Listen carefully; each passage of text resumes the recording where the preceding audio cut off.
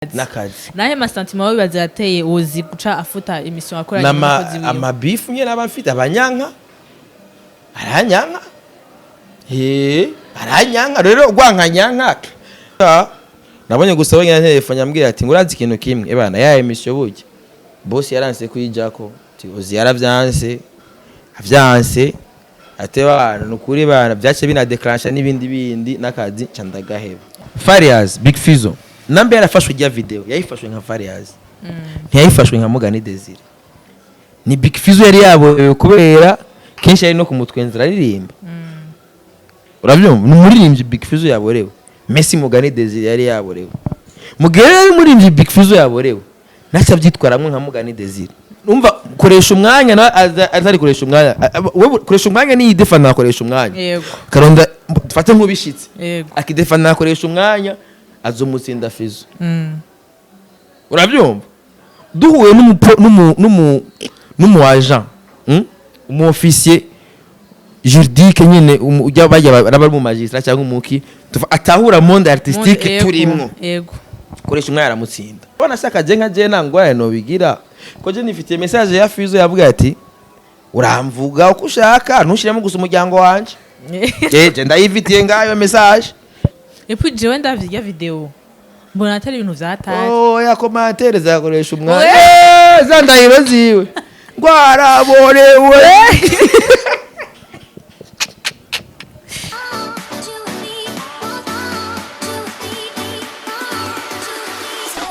Hello guys, abakunzi ba Magic Channel, abosi bacu, abashiri bacu, twizeye ko mumeze neza, twizeye ko mwiriwe neza cyane mwaramutse neza bitewe naho muherereye. Hama nongera ndabaha ikaze muri emission shasha, mikaze n'umutumire wacu. Mwese muzi canke mwese mumaze kumva ari we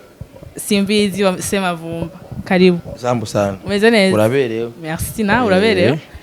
Bakanu zenya ka white. Agaki ka white. Uraberewe? Isuvi. Imana yanje. Sawa. Namakuru? Nimeza. Ngurura twenga. Umeze neza? Genda ndashima. Waheruka muri Magic kera? Kera agirika gakobwa mbege yitwa nde? Kame wo mukamenge. Nera. Kitwa Nera? Nera. Mbega agiye.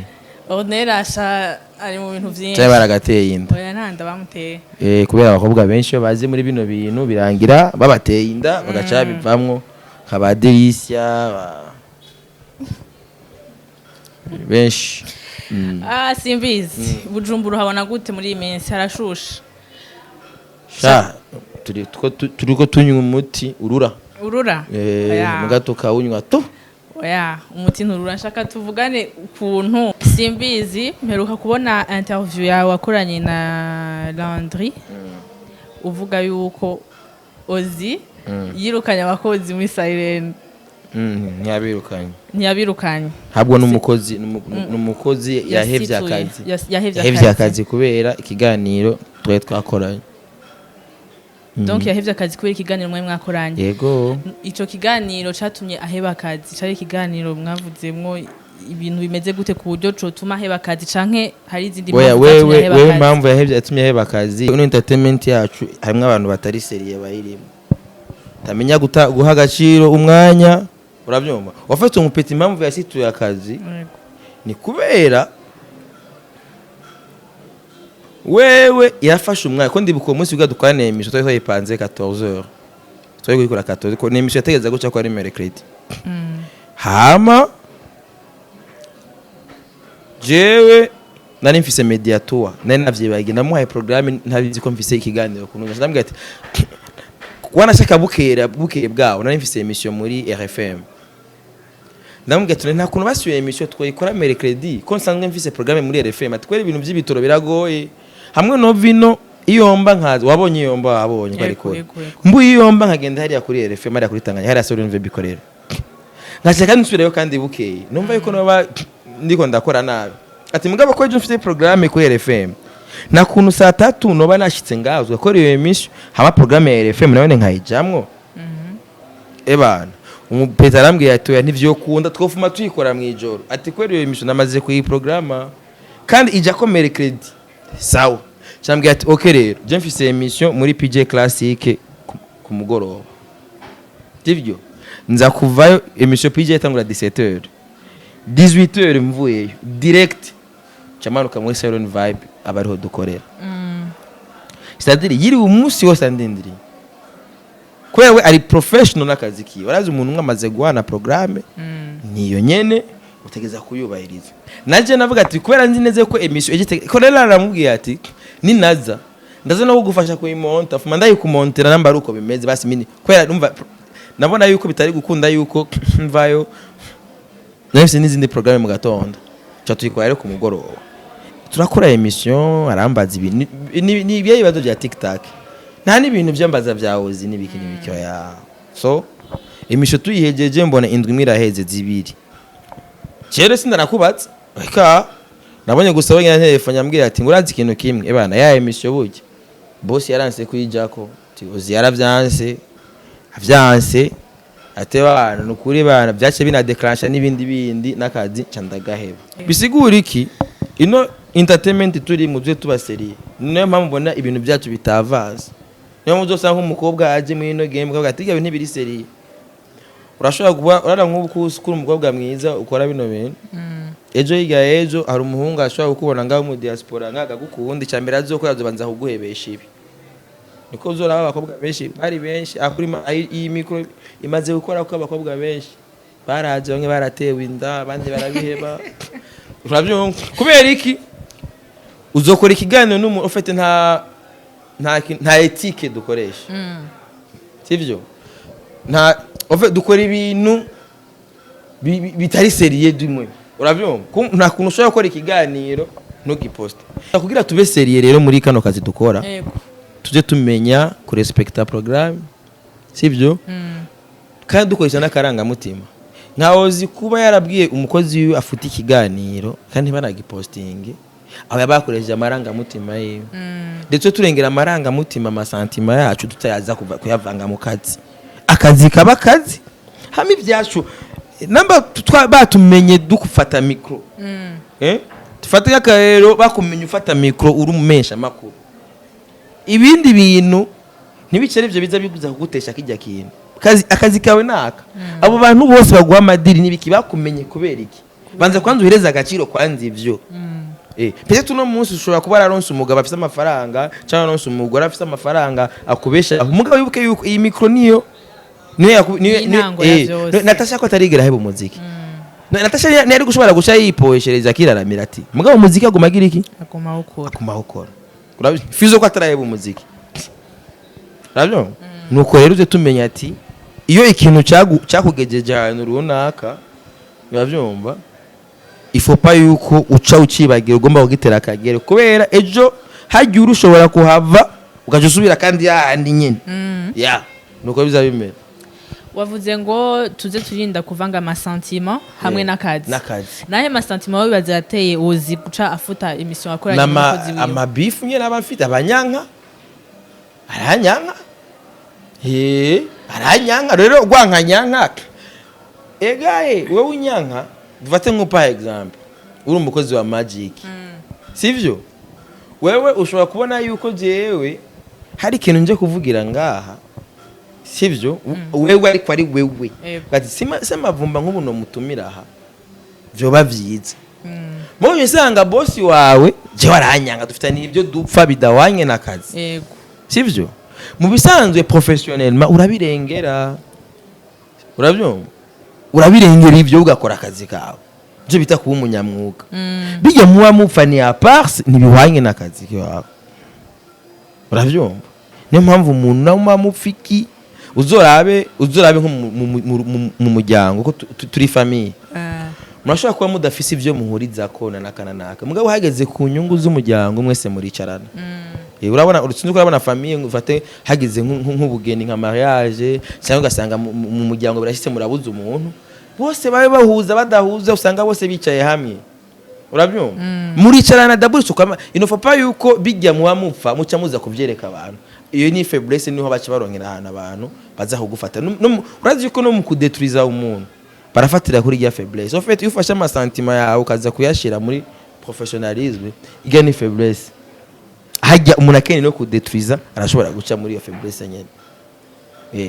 nuko babimeze nka wewe simbizi jewe twirirwanye umunsi wose ndindiriye yuko duhava dukorana ikiganiro nashoboye kubona ko uri umuntu akorera ku masaha nashoboye kubona ko uri umuntu wubahiriza gahunda zawe ego nashoboye kubona ko uri umuntu ntucaga genre ntuta ibintu wiyemeje oya inacemeje ikintu ndagikora none nk'umuntu wewe wafashe umwanya wawe ugafata transport yawe ugareka bimwe ukaja muri emission bari bagutumiye muri Siren Vibes hama ukayikora umva washizemo umwanya wawe washizemo amafaranga yawe kuko wagiye n'umutima byamahera nibisanzwe umutima ni uri important wo gukorana ico kintu urakoze ico kiganiro ubonye ntibagishizeko banagisuprimye n'umuntu yayikoresheje ahubwo yacyana situra akazi wewe kuri wowe wayifashe gute ku mutima wifashe gute nta nguvu zaguciye byo kuvuga ati jewe edayeri n'ibintu byo kuza ndatanga ibiganiro ndabihevye mu bisanzwe ni bimwe n'umukuru w'igihugu yamavuga ati iyo ubonye ikintu kidashoboka ucudemisiona burya ingingo yo kudemisiona n'ingingo ifata abantu bake uravyo burya umuntu wese uzokumva ati na demissionye aba yanse gukorera ku marangamutima abashyize amasantime iruhande kuko ari igihe umuntu wese akorera ku masantima araremerwa sivyo iyumvire nk'ubu nka jewe nafashe umwanya w'iwanje navuga ati uno muntu ko yarinze anyiyumvira ko shobora kumukoshora shobora kumudekonera wabonye nta mahera bigeze mpajya mvuye kuri Black tuvuye kuri Black FM wabonye mbitoro nagutse nakibonye urabyumva ko tuba dufitanye programme namwe ngende ndababwira ati ni mu migitoro raje ahubwo wanaducishije n'ahandi hantu hose twagusabye kuducisha naho mwabasani nabashishije sawa rero bisiguye icyo bibaza ari byo byose hamu gacubona umuntu ati papa bya bintu byose ntabyo ubonye byose bigenda gute urabyumva jewe niko nkora niyemeje ati ikintu ndagikora je fais tout urabyumva nagiye hariya ku radio nanacerewe gatoya kandi urazi impamvu nacerewe ko turivuga ati nacagiye emission nayiterewe nka nk'ikintu cya 30 minutes kubera iki tugo turarondera solution sivyo nase gusiba hariya nonga nabwo turakora ikintu naciyemeje ndagikora rero bazi bareka rero ugomba guca intege ibintu byo biba bikenewe umuntu amaze kwiyemeza ikintu kuba sérieux uravyumva niyo mpamvu usanga kubesha ari icaha gusezerana ntushitse navyo ni icaha mugabo no munsi umuntu ashaka kumusezerana ukamugira promesse y'ikintu kandi iyo ngeso yamaze kuba no mu Barundi uzorabe n'aba diaspora basigaye babigira kumva nk'umuntu aragutelefone ati bana bonge aritanze reba nejo nzo kurungikira $100 cyangwa $50 ari umuntu namba yaborewe agutelefone akumvura mu kabare ate bana fata izindi ubu nyene ngomba nce ndabarungikira $100 yego nkajeyo kubera namaze kumenya ingene isimeze sinigera njana n'amaranga mutima y'abantu ifore uko abantu biga gukontrola amaranga mutima urazo cyane araba diaspora benshi amaze kumbwira ati bana ejo umuntu nafa bafise umutima wa hafi akigomba gukorera ku ma programme yabo uravyumva jere uburi mu bisanzwe jewe ikintu ndagisezeranye ndagishitsa mugabo abantu benshi barasezeranya ikintu ntibagishitse mugabo rero iyo gusezerana ntugishitse ni ya manque de professionnalisme kutavuga ukuri nta misi myinshi heze twarabonye aka video ka Fizzo kasohotse umupaparazi akamufashe aborewe ubona nyene yuko yaryohewe gose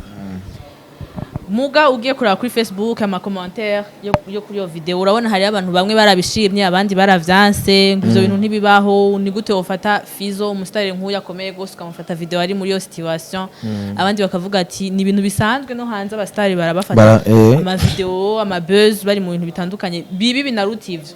wewe uyu munsi ubivuze kwiki akazi k'aba paparazzi ko gufata ama insolite nuko novuga abastar batandukanye ubivuze kwiki umukuru w'iguni personnage public umuririmbyi ni personnage public uravyumva aho muronke ni content ukipata image yake ni content sivyo niyo mpamvu rero abaririmbyi benshi usanga bafise sécurité muzoba ni mpamvu bajya baririmbyi na Sadbarige habigira yazi ko agiye ahantu en public agenda n'ababouncer benshi hari abantu bibaza yuko ngo bijya bintu ngo nugukavya no so gukavya haya ni kugira birinde ko dufate nk'umubouncer iyo abona nk'iya video iri kirafatwa niga telefone yarafise droit yo kuyimena urabyumva yarafise droit yo kuyimena ko ntushobora kubera d'abord tu es public je Fizzo nigeze kumusaba kumutwenza reka yaririmba qu'est-ce que j'ai fait na change en direct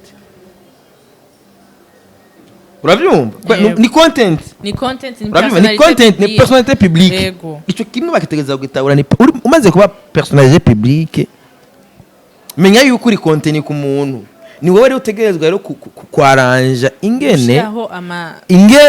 wikinga ku buryo ibintu byawe bidapfa gufatwa yego kwera bakuronse bara no muri kwisi nzima uri bakuronse baragufilma kandi baraguposta rero bagupostinze rero ibintu byo guca bajana na mu gipolisi ivyo vraiment ntavyo nshigikiye ni kwa kundi rero ko kuguma twiyambika ibara musanze ibintu byacu bavyita utugenegene nyine ko amateka vyita sivyo turaciyubaka menya yuko Farias Big Fizzo nambe yarafashwe rya video yayifashwe nka Farias ntiyayifashwe nka Mugani Desire urabyumva yayifashwe nka Big Farias Big Fizzo ntiyayifashwe nka Mugani Desire. Mugani Desire arafise ukuntu abayeho hariya arafise lo sociale yiwe mugabo uitwa Big Fizzo ni public figure n'umustablese nikakujya kuntu hariho difference ya Evariste Ndayishimiye na president de la République voilà urabyumva hariho ugwego n'ubu dufate nk'ubunyene bangize nka mustaneri ubunyene urabyumva nk'ubunyene banga mustaneri cyangwa umushikiranganje ubunyene ndingara ko nicaye nga hariho jewe Idris sivyo ubunyene wocubona haje abapolisi ngaha hakazi imodoka hakazi ivyo ntibije birondera jewe bije kurondera rujya gwego yego urabyumva rero rero uzi rero yuko hari icuri kirengeye wewe nico kintu n'abarimvye bakwiye kumenya je ndashobora kuba ndi maniraga aba Idris niryo zina ryanje mugani kandi simbizo wase mavumba hari ivyo maniraga aba Idris narekuriwe ngo usanga simbizo wase mavumba ndarekuriwe ko bikora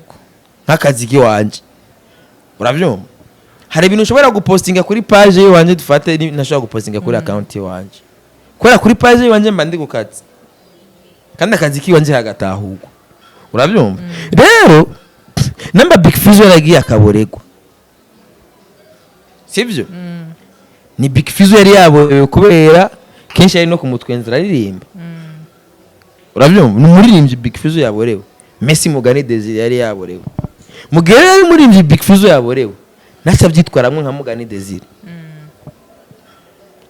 izo abantu babiri barakwiye gutandukanya uravyumva umwe n'umu influencer umu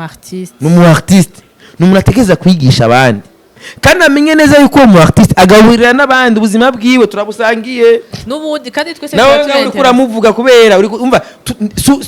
ubuzima bwiwe gusa turabusangiye twese turabusangiye tuba turi interesa aho umva aho ndakuronke wowe rero bagize iki nugutahura ati nabahaye vraiment sinije nakoze rero yego na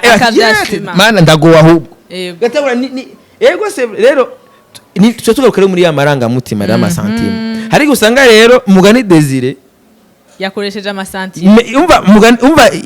yakoresheje amasantime umva Big Fizzo yakoresheje amasantime menshi hamwe ile tuvagiye kuba Mugani Desire nayo mpamvu agiye no muri parquet cyangwa muri senare bazoburanya umva koresha umwanya na azari koresha umwanya wewe koresha umwanya ni defana koresha umwanya yego karonda fate nkubishitse akidefana koresha umwanya azomutsinda Fizzo urabyumva duhuye n'umu agent umu officier juridique nyene ujya bajya bari mu magistrat cyangwa umuki atahura monde artistique turimwo yego koresha umwanya aramutsinda neza mu Kirundi kubera yage unumva ujya ni personnage public ni umuntu w'abantu ni bantu boy ni w'abantu wa twese turamusangiye twese haba kuvugwa neza cyangwa kuvugwa nabi jewe nashaka je nka je nangwaye no bigira ko je nifitiye message ya Fizzo yavuga ati uramvuga uko ushaka ntushiremo gusa umuryango wanje je ndayifitiye ngayo message tubaye urivugira je ndayifise ikibi nuko nja mugabo no umuryango wiwe ndawusanze uri kumwe na Big Fizzo atari muri mode mugani Desire yego kora nkigi yagira etat civil ni Big Fizzo ni mugani Desire yagize etat civil na edit na kimana stem iyo ni vie privée yiwe iyo ni vie privée yiwe mugabo hari igihe edit azari manager wa Big Fizzo muri ico gihe ndakumena yego aho navyo umugore n'umugabo muri mu kazi k'umuziki ari nk'ivyo professionnel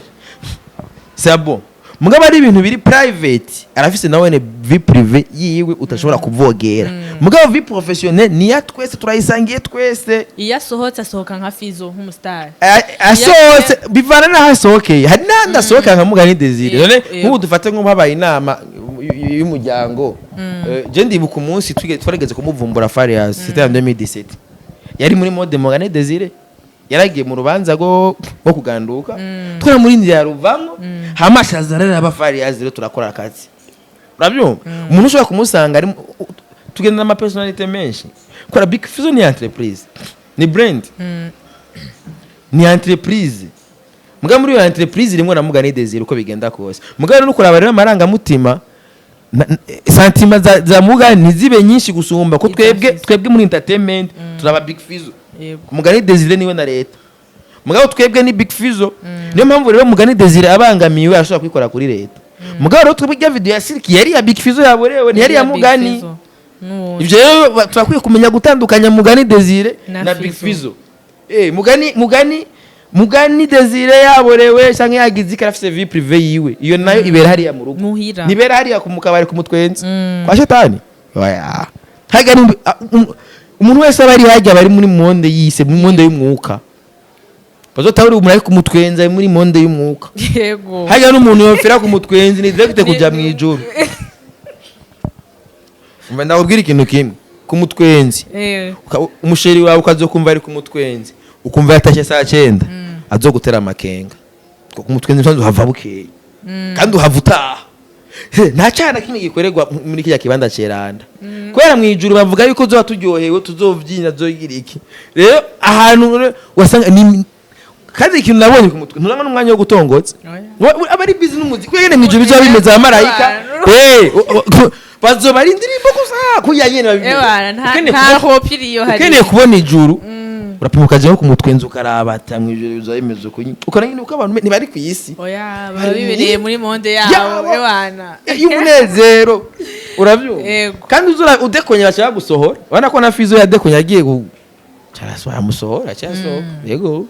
kandi ivyo ni easy yego kandi urumva twe tufise bamaneko hose no baba bari udekoneye na udekonera he barakuzana abastar bacu rero barakwiye gutahura yuko iyo bagiye hanze n'abastar twe tubabonye turatangara kubera abantu tubona misi yose c'est ça rero nimba uyu munsi habaye kajya ka buzz kiwe hama ugatusanga hariho abantu bari kuvuga ngo nk'ubu wofungwa n'ubogira iki donc bizotuma twega abafans babo tubatinya aho tuzatubabonye oya none urazi yuko nambe indirimbo zitwinjirana nga amakuru yo hanze nuko rero baremera bakabireka twebwe bafite dufite amategeko yugaye amategeko yacu ntibigeze bategekanya ko twamadusaba habeho igipolisi special ciwacu kigezwe kuraba kubera hariho na droit d'auteur wana kujya kuntu hariho police de mœurs ya gipolisi cya ivy'imico bahohotewe kya kiri kuri ENAPO hakaba police judiciaire ngaha urumva wibanye iki bakagira iki uraza ngaha sivyo hari akuntu rero na komisariya itujeje twebwe kubera ibibazo twe dufise turafise n'itegeko giwacu rituraba mugabo tubura abantu bagenterpreta uko rero kubera nagi police ya droit d'auteur urabyumva ico gipolisi rero cyacu nico habaye bwakoshage nk'ubwo nico gitawe ati awe Fizzo ya pana ana dossier imwe mugabo Fizzo kubera aza kwitura bya bipolisi nundi mwene giyugajamwo udusanga iyo dossier bayakiriye usanzwe dufate nk'ubu nk'inzu dufate nk'ubu jeyo mfise ideni ry'inzu hariho bene inzu baca bagenda muri peji cyangwa kuri zone uru rubanza rwo ku zone ntuja mu gipolisi kuko ni affaire civile ibyo uja muri sentare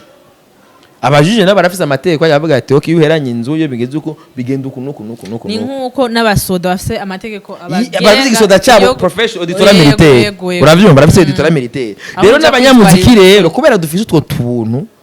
nk'umupolisi ahejeje kwakira dossier y'uwivye impene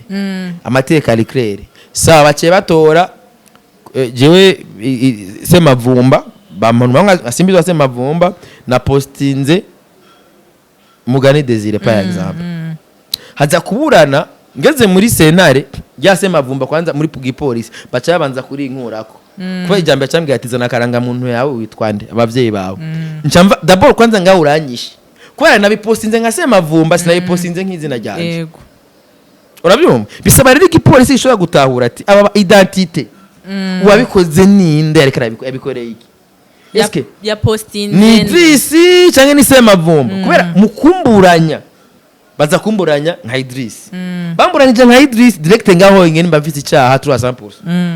urabyumva nabaye umva ni identité y'uwo ntari d'abord kwa sinabyanditse nka Idrisi ko Idrisi navyo kwandika byanditswe nka brand yanyisanzwe ngaburira uko kugaburirwa kwanje rero nawe urantunze uravyumva wewe inkuru yawe iratuma jewe mbaho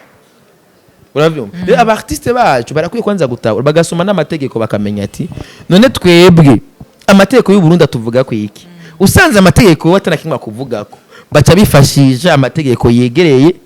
wewe baca bifashisha amategeko y'abantu bose muri ico gihe bigibo wakoze niko n'uwundi wari we wese yogenda kwitwara baramwakira uravyumva rero iyo begereye ajya amategeko yegereye ari proche niyo baca bitiza itegeko mu gihe itegeko rihari kandi barabizeze batategeko ryacu rihari rituraba riri propre yano baca bitiza rero itegeko musanzwe amategeko asanzwe ahari oro mategeko asanzwe ahari uri muririmbye imbere yo kwitwarira umuntu urabanza kwanza ukaraba eske ibi bintu ninabikora eske je nibisha binshira kariyeri kwa menya yuko umuririmbyi ajejwe kuremesha imbohe kuremesha imfungwa kuremesha iki cyo baze rero umuririmbyi nyene ari wacaba aba hotel yo gufungisha abantu kandi amufungishije bivanye n'akazi reka rako ejo higa ejo uzotinya kuvuga inkuru ya Fizzo ko uzovuga ati Fizzo none bazako Natasha yaheze gute Natasha ari umuririmbyi kazi mwiza kubera yagiye muri bene byo gufungishana maka nuba arakora indirimbo akiro rero nta muntu ego je ndaragiye kuri club d'Irak ntuma ko abantu ngo bansohore ico gihe twarirutse nubundi avise dossier mutaye wiwe uravyuma yaheze uko impamvu Natasha ubona ashaka zo kugira ifotoza ari kumwe n'Imana bicaranye Yesu bicaranye gute akire gute ashaka duge hehe yaraheze nibijyanye twarabibonye nibijyanye twarabibuwe kandi nitwavyibagiye ivyo yakoreye Fani turacyavyibuka ivyo yakoreye Juste Gaël turacyavyibuka jewe ivyo yankoreye byo n'ubu dossier naramwitwariye wari yatumye carahunga ageze muri Serbia yagiye Serbia nuzenya yitwande wa mubansa wiwe we yatumye ngaci yahunga yaraja mu biti box urumva nabyo byose twayibonye twarabivuze utwo tu information twose genda kavugiya ni tafari rikurandura mba ndiko ndagenda ndashinga uno munsi koresha umwanya gafungwa avuga ati funzwe na Fizzo bizo cyabivugwa n'ibimesha makuru uwo miririmbye acaboneka yuko ari antipathique yuko avuze umutima mubi hari poshe gufungisha umuntu bicekana kuri umuntu w'umutima mubi muri ico gihe uri kurubaka amatafari mabi rero no muziki wacu nturanakura turacari hasi turacari kure tureka n'ibintu byo gufungishana batureke batugumize umwidegemvye epi jewe ndavye video mbona atari ibintu vyataje ya commentaire zakoresha umwanya za ndahiro ziwe ngwaraborewe kaja tujya tujambo nitwo tu